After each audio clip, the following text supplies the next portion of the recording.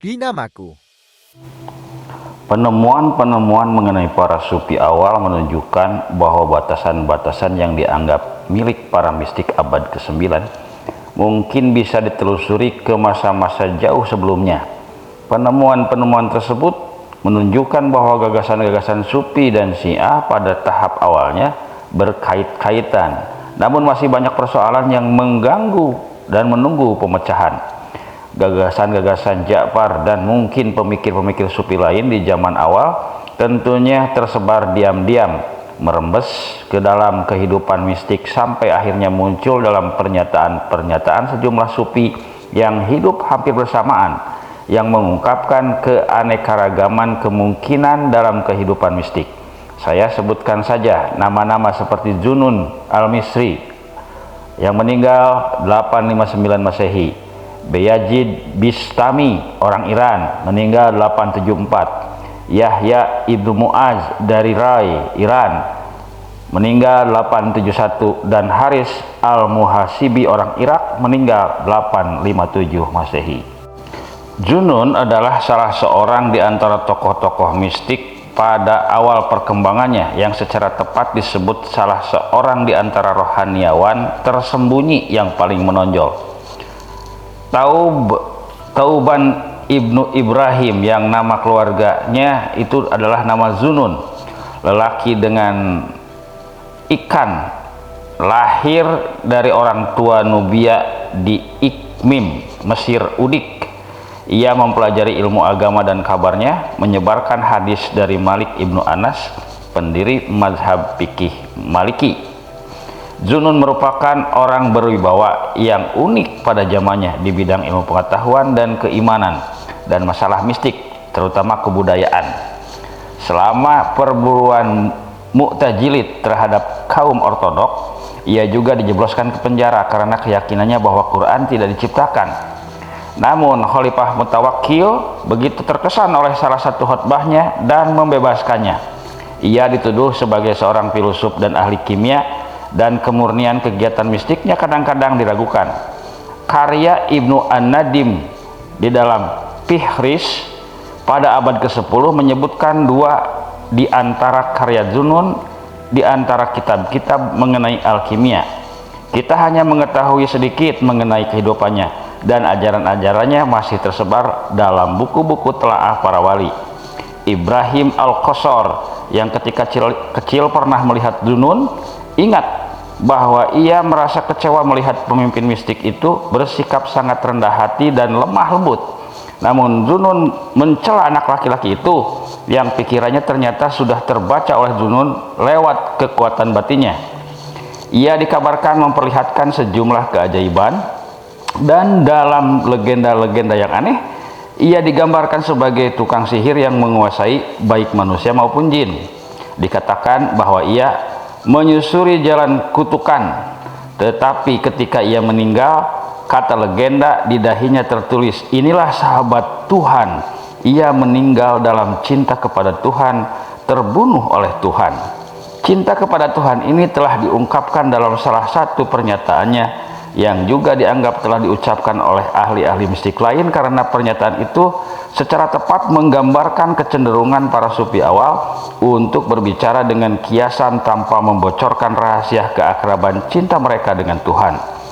"Oh Tuhan, di depan umum kupanggil kau junjunganku, tetapi dalam kesunyian kupanggil kau kekasihku."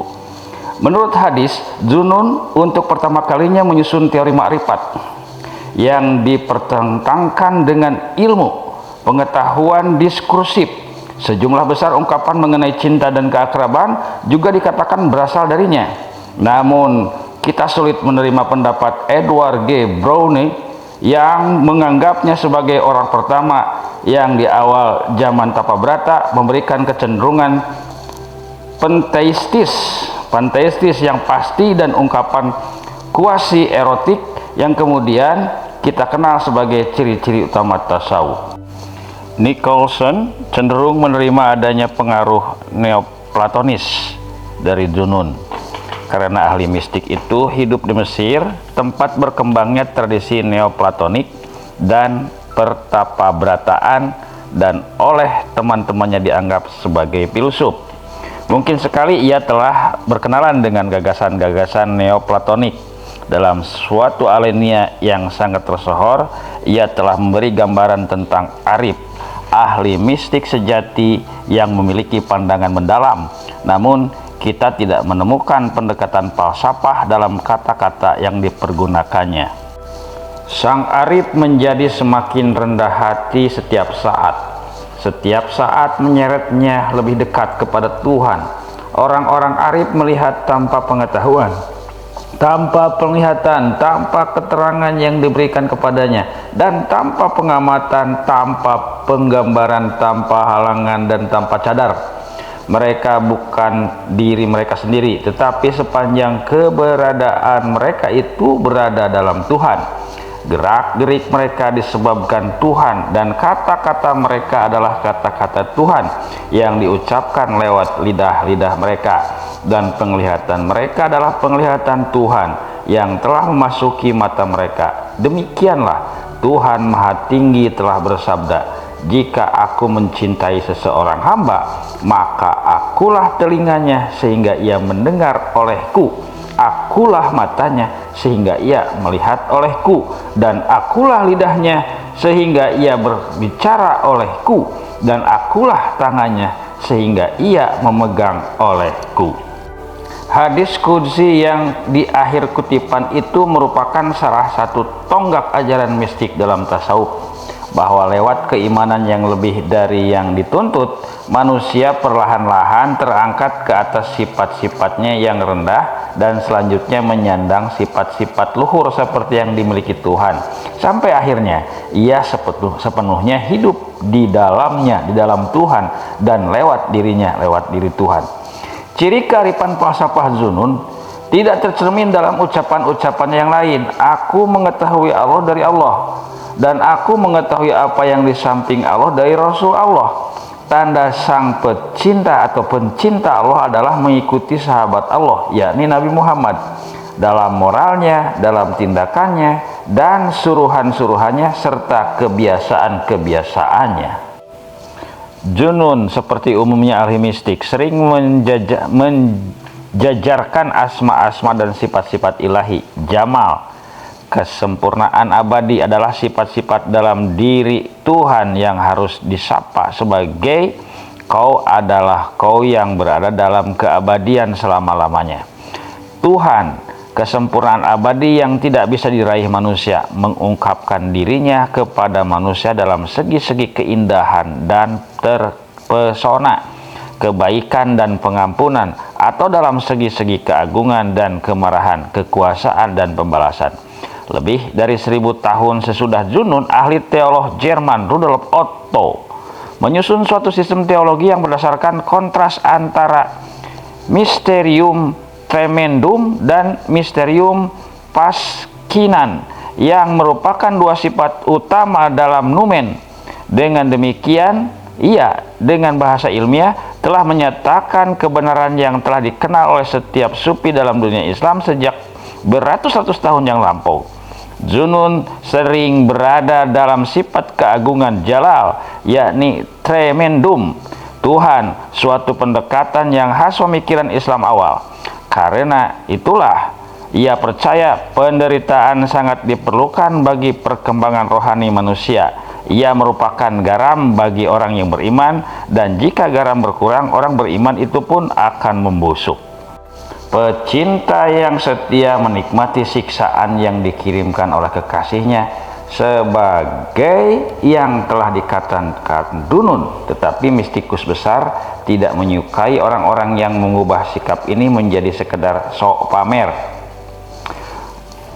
Ketika salah seorang saudaranya, yakni si pecinta, menyombongkan diri ketika menderita sakit dengan mengatakan yang mengeluh karena sakit yang dikirimkan Tuhan tidak mencintai Tuhan, ia menjawab, "Aku lebih suka berkata, ia yang menyombongkan cintanya kepada Tuhan sebenarnya tak mencintainya." Salah satu segi yang paling menarik dari Dunun adalah bakat puitisnya serta penguasaannya yang menakjubkan atas bahasa Arab. Ia menciptakan sajak-sajak ringkas yang indah, suatu perkembangan baru dalam dunia tasawuf. Meskipun Robi'ah yang juga telah menghasilkan beberapa ungkapan puitis, ia memuji Tuhan dalam sajak-sajak panjang menyerupai mazmur serta mempopulerkan sejenis kisah mistik yang romantis, suatu jenis sastra yang sering kedapatan dalam karya-karya mengenai pemikiran dan kehidupan para wali yang ditulis pada zaman lebih mutakhir. Segi-segi romantik dan puitik Zunun paling menonjol dalam doa-doanya. Quran menegaskan bahwa segala ciptaan memuji Tuhan, segala mengucapkan pujian-pujian dan terima kasih kepada penciptanya dengan bahasa masing-masing yang mungkin berwujud suara manusia, dengung lebah, tumbuhnya daun, wanginya bunga, dan sekedar lisan ulhal, keadaan bicara sendiri, sikap keseluruhan seseorang. Dengan demikian dunia ciptaan mendapatkan makna religiusnya, maka yang tidak terlihat oleh para petapa awal karena menganggapnya sebagai cadar yang memisahkan mereka dari Tuhan. Tetapi bagi Zunun dan generasi sufi sesudahnya, harga dari ketampahargaan dunia ini tidak ditentukan oleh dirinya sendiri, tetapi oleh hubungan manusia dengannya. Ia dianggap sebagai ciptaan Tuhan dan oleh karenanya merupakan suatu yang terikat padanya, pada Tuhan maksudnya, dan menjadi milik Tuhan. Itulah yang dirasakan oleh Zunun. Segi puitis Zunun telah diperhatikan secara khusus karena sangat menonjol dalam ucapan-ucapannya. Suatu telaah yang terperinci mengenai hidup dan karya-karyanya mungkin akan bisa mengungkapkan berbagai segi ajaran-ajarannya yang sebelumnya tidak dikenal dan bisa menunjukkan apakah ia memang benar-benar teosof pertama di kalangan para sufi atau lebih merupakan pencipta nyanyian pujaan yang mengungkapkan kembali kebesaran ilahi seperti yang dipuji-pujakan oleh makhluk-makhluknya. Oh Tuhan, aku tidak pernah mendengar suara-suara binatang atau gersik angin, kecupak air yang nyanyian burung, siulan angin atau geluduk guruh, tetapi pada mereka itu aku mendapatkan kesaksian kesatuanmu. Dan bukti bahwa kau tak ada bandingnya, bahwa kau maha kuasa, bahwa kau maha tahu, bahwa kau maha besar. Dan sebagai penutup, Yunus Emre, penyair mistik Turki di akhir abad ke-13, yang menyatakan bahwa ia akan memuji Tuhan bersama batu-batu dan mata air.